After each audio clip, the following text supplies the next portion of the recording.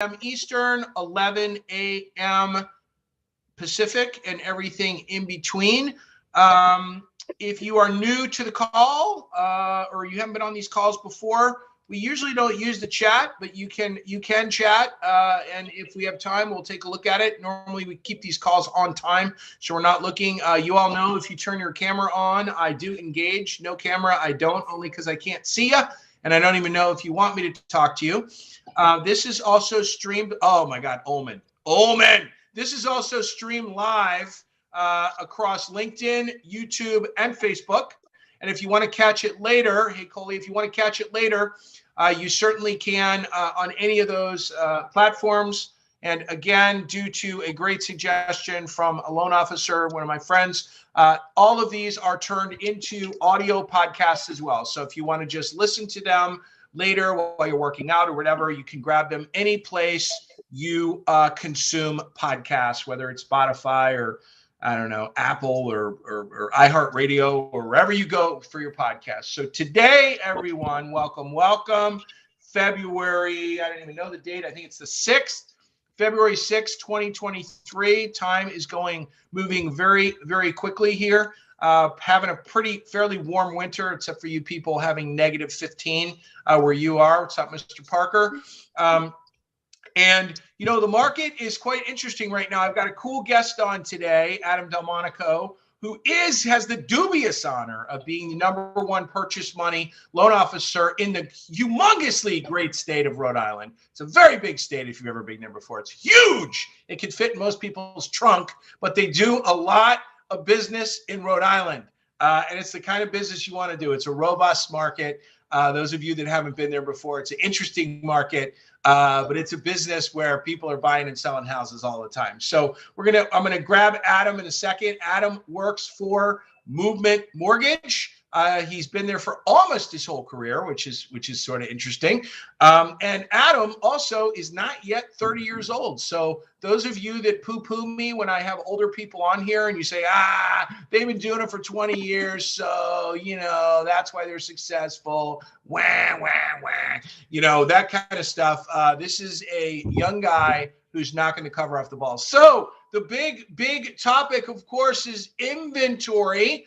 It's pretty much a hot topic in every area. Some areas it's a lot worse than others, meaning there are actually less houses for sale. But I don't know about you, and I'm going to ask Adam about this in a second. You know, I talk to agents every week. I'm all over the country. I'm with agents. I'm in front of agents. Those of you that took economics in college or high school or whatever know that, you know, it's just, if there's that many people that want to buy houses, it eventually pops and people start selling their houses, period. It just happens that way. And I don't know about you all, you could just shake your heads, but most loan officers I'm speaking to daily, my one-on-one people that work with me, full disclosure, Adam is one of those people. I see other people on this call as well. They are very, very busy right now doing pre-quals. I mean, super busy. I don't know if there's trying to see who's on here. I mean, but I'm hearing numbers for January, 80, 90. I think Adam did more than 90 pre-quals in January. And I mean by pre-qual, I mean credit pull, not just someone you talk to. They engaged and their credit was pulled, okay? So, you know, loan officers are very, very busy right now. And a lot of these people are very qualified and they're ready to go. So it's all about when people are going to start listing their houses. And I'm hearing, and I want to talk to Adam about this, the agents are already starting to whisper that they are talking to their clients and their clients are talking about, okay, let's get ready to sell.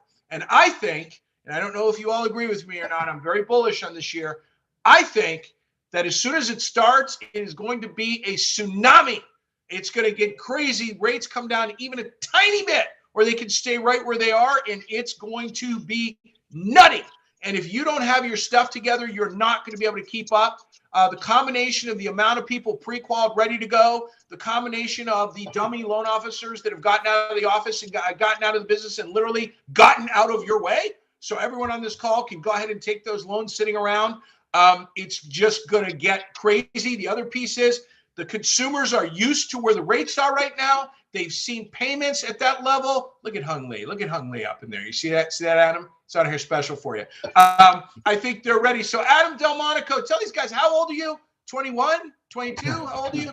28. I'm on my own health insurance now. Yeah. 28, exactly. So and been in the business. So you went in right after college, right? Which is interesting. Yep. Most people don't do that. Yeah, right? it'll be 6 years in June. Okay, so 6 years in June, right out of college. Very rare story for most people. So Adam, talk to me. Of course you're doing your B2Bs all the time, right? Of course. So tell me what your agent partners are saying right now. I know you're more of a therapist right now, but what are they starting to talk about regarding inventory? That is the hottest topic of the day right now. Yeah, I mean, January, February, always in New England, especially, always slow months as far as inventory. Right now, Rhode Island has about 800 single family homes for sale in the whole state. I plan on financing all of them. Yeah, exactly. So it's a battle, but it ebbs and flows every year. More inventory is on the horizon. And like you said, we're doing more pre-quals now than we did any time last year. January of this year. So last month was the biggest application month that we had compared to any month in 2022. Even more so than January when rates were still really good in 2022. So I was just going to say really that's a bold statement because January 2022, people were still very busy. So for you to say you're busier in January 2023, even with low inventory, everyone, bold statement. And I would guess, Adam, if we talk to everyone on this call right now, they're all going to sort of maybe say the same thing. They didn't take as many pre-quals as you, but I think they're taking some pre-quals. I think people are very busy. Go ahead. Yeah, we did 90 in January of 2022, we did 94 in January of 2023. So small increase, but an increase nonetheless. In January of 2022, rates were still at in the threes. So I'm very bullish on this year. I think the loan officers that are really dialed in are going to take a lot of market share, like you've always talked about. So I'm excited. I think it's coming sooner rather than later. I think March is going to be the first month of really seeing that increase in inventory, which hopefully, transitions to contracts. So tell me what the agents are saying, Adam, when you're talking to them. Are they starting to get a little wind in their sails, or they still need a ambulance? Tell me about the inventory piece. Yeah, definitely. They're all motivated because it's, everyone's had a little bit of a reset. We all had the breather from the madness of the last 2 years, and they're ready to go. So I think what you mentioned is one of the most important pieces of it is that people are now used to the rates. It was really hard when rates were on the increase, but rates were over 7% for a little while in October, right? And now they're back down closer to 6%. So the fact that it's old news that rates are high, people already know that. So it's not the sheer shock of, I thought rates were still at 3%. A lot of people are still on the opposite, thinking rates are higher than they actually are. So I think that's starting to spur the lock-in buyers or the lock-in sellers to start shifting their mindset and moving towards getting their house on the market. It's really tough when somebody's got a 3% rate and, they don't want to sell that and go get a 6% rate, but it's a little bit easier of a conversation now that it's the norm. In 2021 really wasn't the norm. I think it was the average. And that right there, everyone, if you take one takeaway from this call, is that this is a much more normal market. For those of you that have been in mortgage banking for 20 plus years or extremely old, Chris Parker, who are extremely old on this call, I think Ed Brem's around here somewhere, what a normal market is. And what we just had was abnormal, extremely abnormal. So this is more normal. And the bottom line is people move, they have babies, they upsize, they downsize, they want a bigger lot, they want this, they want that. People move. I mean, they move. They're not going to sit in a house that's too small for them because their rate is 3%. They're just not gonna. They're gonna move. Now they might not sell a house, they might keep it rented. I don't know. But if they got a lot of equity in it, they're going to move. And I'll tell you, I don't know about you all, but I think these people that have been sitting on the fence watching CNN all day about the doom and gloom, I think they're going to have a very sad state of reality when houses start coming on the market and people start making offers and their agent partner says, hey, look, I think we should come in 50 over. And they're going to be like, what? They're going to be like, yeah, it's probably going to go 50 over and it'll appraise. Okay. Now, are we going to have that wacky market where we're going to waive every contingency? I don't know if we're going to see that again. I guess it's always possible. But are houses going to go for what they're priced for? If they're priced right, I don't see how that's possible if 6 people want it. James Allen said 50 over and still lose. I don't think if people want it, again, economics, 5 people want it. Unless all 5 people agree to go meet at Panera and all come in low, it's not going to happen, right? I mean, it is definitely going higher. So Adam, the agents that you're talking to, their attitude right now is significantly better, and they're pretty pumped up, ready to go. 100%. Yeah. And I think loan officers start to get that feeling too. I talked to a lot of buddies at different companies, and it's really busy. Everybody's January seemed to start, showing that the market is coming around and it's going to be busier again this year. So yeah, I think we're all ready for it. I know I certainly am. So yeah, but I think when you're talking to clients, Adam, because I know you're very client centric when you're talking to people, tell everyone, just put a little wind in their sails. The conversation today with a borrower when you're running numbers, how different is it from October? I think the borrowers are a lot more pliable right now. They're not in shock. They're not hanging up on you when you're doing those numbers. Talk about that a little bit. Yeah, 100%. I think the biggest piece that we're doing differently this year, really starting at the end of last year, is we're spending a lot more time up front with the buyers to build that rapport. Matt, hold that for 1 second. Yep. Guys, Michelle, please mute. Josh, can you mute her? It's definitely her. Michelle Mickles. Go ahead. Thank you. Go ahead. Yeah. So we're spending. You're muted. You muted yourself. Sorry. Go ahead. So we're spending more time up front with the buyers, getting to know them on a personal basis than I say we did in 2020 and 2021. Before, it was just trying to keep our head above water and get them into the application, get them approved as quickly as possible, and not really stopping to take the time to get to know them on a personal basis. But right now, when every deal counts, every lead is more important than ever, we're spending a little bit more time up front, having those conversations that the realtors have. What are you looking for? Why do you want to move? What's the house mean to you and your family? Those kinds of questions that build a real connection with the buyer. So we spend 5 more minutes up front, and it saves us, hours on the back, just from a trust and relationship standpoint. So I think that's been huge, and that's really important. Something I've talked to my team about specifically, that every deal matters, every lead matters. We can't have anything slip through the cracks, and we want to win every deal. And we're finding that the better relationship that we have with the buyer up front, the more likely that we're not going to get shopped like James Allen gets shopped every time.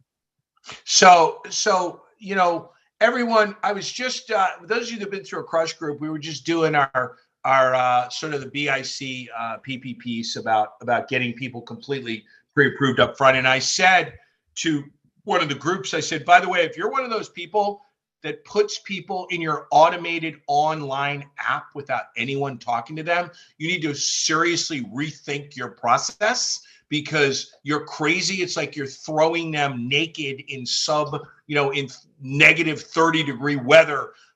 It usually almost never goes well, and it's not 2020 or 2021. I think, Adam, you put it, every deal is important. Every lead is important. And, if you're not doing that, what Adam just said very quickly, think to yourself, what type of conversation are you? Very important. You, not an LOA, not someone you delegated it to. What type of conversation are you having with every person that calls you for a new loan?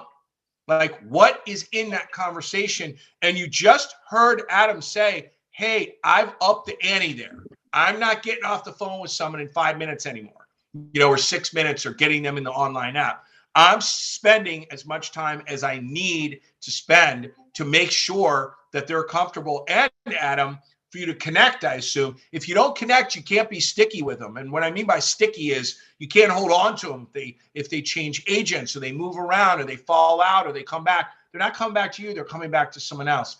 Adam, tell me what else you're doing a little differently just in this market. More sticky up front. So you're spending, instead of 8 minutes, you're spending more like 16 probably, or 20 up front. Anything else you're doing noticeably different, either with clients or with your agent partners right now? Yeah, I'm trying to just up the wow factor as much as possible, adding as many bells and whistles as we can throughout the process, at the exciting points of the process at, from pre-approval to when an offer is accepted to post-closing. So we're trying to add value as much as possible. And that starts really with the client, making sure they're fully comfortable, running numbers for them on as many properties as it takes. I guess one thing different in regards to that note is we're pre-qualifying people at a 0.5% higher still, and letting them know that. So, they're pleasantly surprised when they do find a house. So they're more comfortable with prices higher than they're actually going to be looking at when the property goes under contract. So that's a big piece that we're still doing. And then we're adding as many of those wow factor touch points as we can. Adam, in the last year in the spring, everyone used to listen to me. They used to literally, people would text me and tell me, I don't know what, literally people would say, Joel, you don't know what you're talking about. You're out of touch with buyers, whatever. And I was saying, hey, I'd be pre-qualifying 3/4 over, like literally. And if you can, I'd pre-qual 1 over. And I would look the people right in the eye and tell them what you're doing, and tell your agent partners what you're doing. Say, I'm doing this to protect you. And remember when the rates flew up?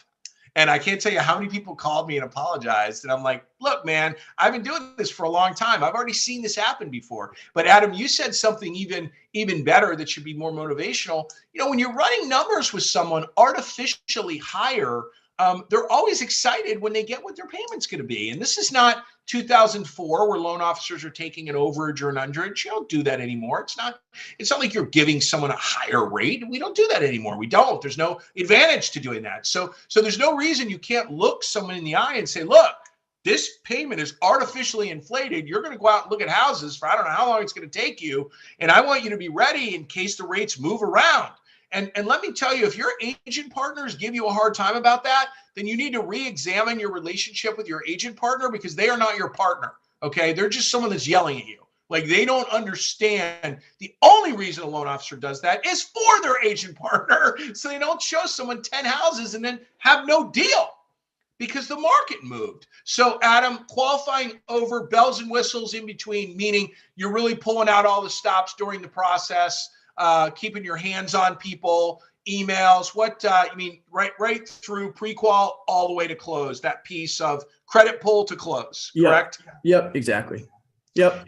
So like another thing that we're doing with that, just to kind of dig a little deeper with that, is from the numbers standpoint, is Rhode Island's a little bit funky. We have some areas with flood insurance and fire taxes and homestead exemption. So I'm really putting it into the buyer's head, almost scaring them in the sense that every single property can be different. We never approve people based off of a purchase price. It's always a monthly payment. So they need to send me every single house that they're interested, even if they don't plan on sending it. So, sometimes that bites me in the butt because people will send me 20 houses right after I hang up with them. But that's that's my value proposition. That's my promise to the client. My promise to my partners is that I'm always going to make sure they know exactly what their payment is going into it. And so as they're sending me properties to run the numbers on, that's a good chunk of my day, just running numbers for people. So it's important for them to know, but it's also, they just get in the habit of, I'm their loan officer. If they have questions, if they have a property that they see, they come to me first, even if they are shopping around or getting a pre-approval from somebody else as well. I'm really hammering into them that they need to send me every single house so that I can run the numbers for them. That's a way to stay sticky with them. Yeah. And also, Adam, people hear me talk about this ad nauseum, and right now, it's amazing how how important it is right now, and forgetting about companies that have systems to get loans pre-approved by underwriters. We won't even talk about that because everyone's different there. The bottom line is you can pre-approve people without an underwriter ever looking at the loan, by the way. Surprise, surprise. I'm sure most of you all know that if you have all the docs. But Adam, just share with people, when Adam and I first met, we were going through, docking files up front, and he was like, Joel, we're really good at that. We own that. And then we got to know each other better. And he's like, okay, we're good at that, but we don't totally own that. So he's been upping his game with his squad as far as docking up front. There's people on this call right now that have their cameras on, Pete and James, that are pros at this as well. And you talked about saving the time on the back, but man, in this market right now, you got that buyer. Talk to people a little bit so they're not just hearing me yelling at them right now on this. As far as docking, upfront, everything, large deposits, LOXs, everything, no chasing later, just how you instill that with your team, yourself, how it even starts with you. even telling the buyer what to expect, like expect this. Share a little bit of that. I think that's meaningful for everyone. Yeah, the one thing that we noticed when we started doing that was fully docking people is buyers don't know. They don't know what the process should be. They just listen to what we're telling them to do, right? You go to a doctor, if they tell you what to do, they're the doctor, so you listen to them. So they don't know that they can probably go online, get a pre-approval in 30 seconds. That's not, worth the paper that it's written on. So if I tell them that this is what we need to do in order to get them approved, then that's what they listen to. And I don't get too much pushback. And, the agent partners, they understand, they want that. So they're going to be, my back, they're going to have my back on that to push the buyer to really get me those items ahead of time. And that's really where the beauty comes into play, when the agents tee up for it. So they're sending a buyer that's already prepared. They already have their docs ready to go. So having those conversations with the agent is crucial in making it all work, because they need to have your back with that as well if you're asking for a whole lot of items. So our goal is to always have appraisal, title, EMD clearing, HOI is the only condition on our condition sheets. And we're pretty good at that. We're over 50% of that, I would say. Did you guys, I want to make sure everyone heard that. He said that very quickly. You guys have heard me yelling about this for years. Basically, there's no conditions. There's nothing. He gets handed the appraisal. He gets handed the contract. He gets the appraisal. He gets the title. He gets the HOI. He deals with the earnest money, maybe a gift, close. There's no LOXs, no large deposits, none of that. And by the way, you guys hear me say this all the time. Some people hate me for saying this. If an underwriter ever redoes your income, hand in your license, okay? Underwriters aren't supposed to showing you how to do income. You know how to do income. You're a loan officer. Okay, you're supposed to submit it correctly with the income done correctly. And if you don't know, because you have a funky deal, then of course you call the underwriter before and go, yo, my guy's got 5 gas stations and 2 7-Elevens. I'm looking at the returns. Tell me how to submit it that way and get it approved.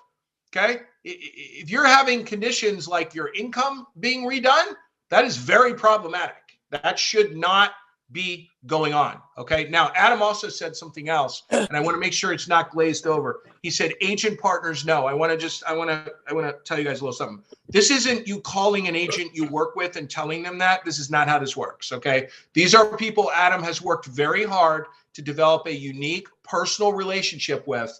He is way more than a transactional loan officer with these people. That's why he can have these conversations. You cannot have conversations like this with someone you barely know or someone you do 4 deals a year with, and you're competing with 9 other loan officers on each deal. They don't care. You're transactional for that. So it's not as easy as just picking up the phone and saying, support me. There's a lot more to that. And sorry, Adam, I always feel like I have to clarify that, because people, they're hearing it, they're going, oh, okay. And then they bunny hop 17 steps to get there. It doesn't work. And they go, that guy, Adam, is full of it. No agent would ever do that. And it's not true. It's just, they're not really working with partners. They're working, transactionally. So Adam, personal, just for a second, what time do you get up in the morning? What's your normal jam? Do you work out in the morning? You work out later in the day? You work out at all? Tell people a little bit about that for a state of mind.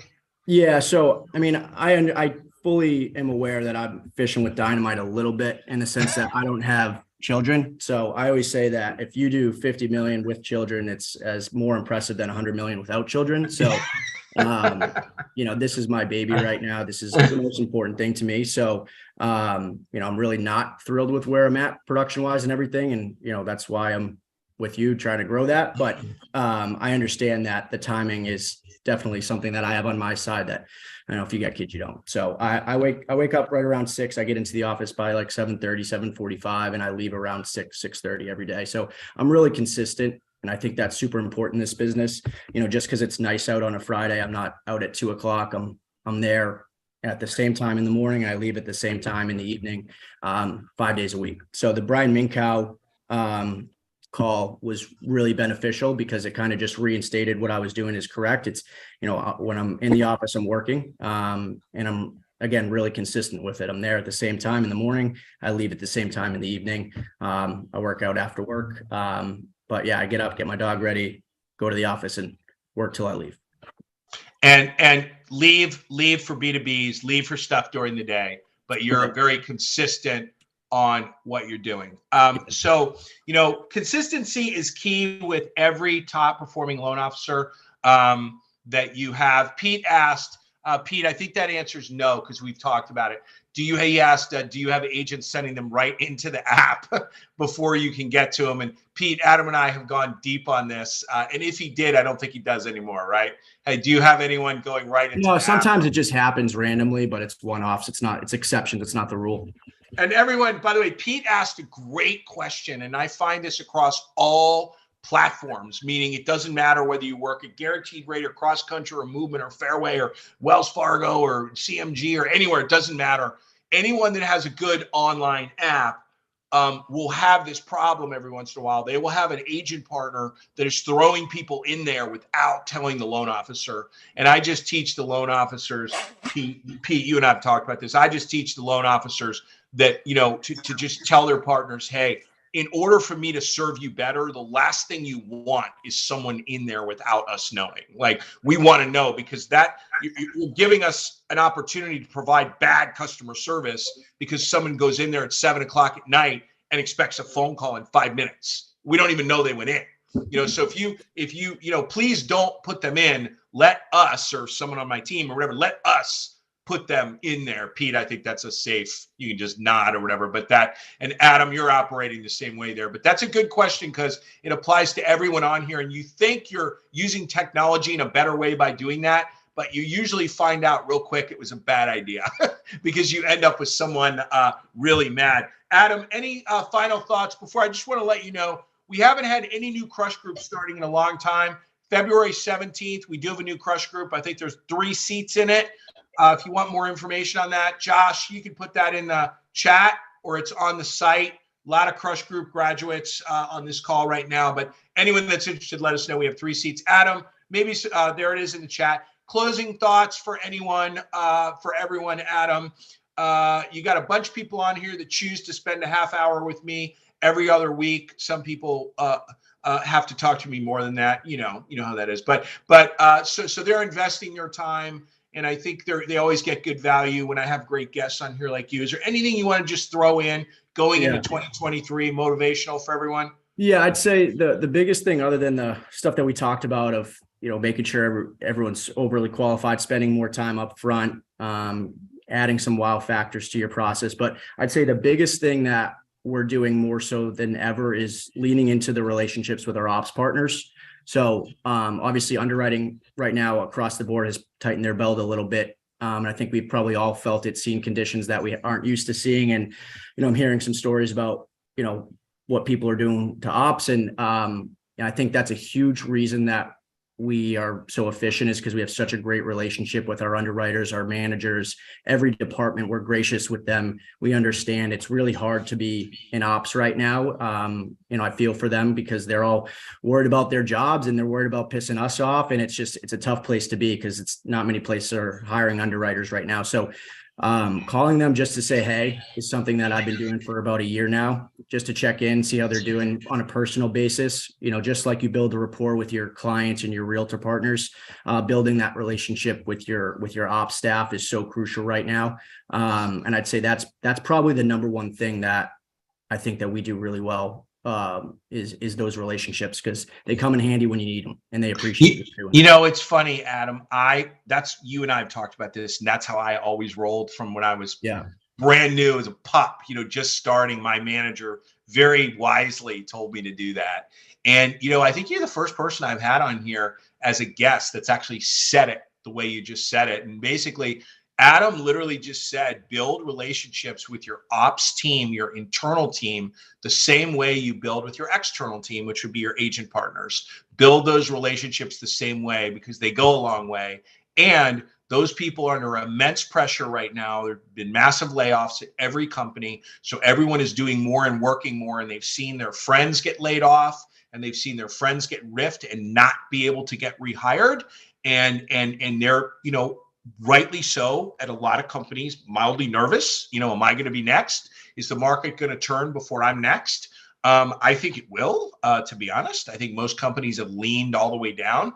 But Adam, I agree with you 1,000,000% that paying attention to those people, and it's easier easier. It's as easy as a phone call, everyone. You notice Adam didn't say he was sending catered lunches to his ops department, which I'm sure he would do, but it's as easy as a phone call. So Adam Dellemonico, thank you very much. We're 32 minutes past the hour. I really appreciate your time for everyone. I'm sure we'll get great reviews from this interview, and I really appreciate it. I'll see everybody in 2 weeks. Again, Crush Group, February 17th, 1 p.m. Eastern. If you or anyone you know is interested, we have 3 slots left right now. See all you guys later. Thank you, Adam. Awesome. Yeah. Thanks, guys. Thank you.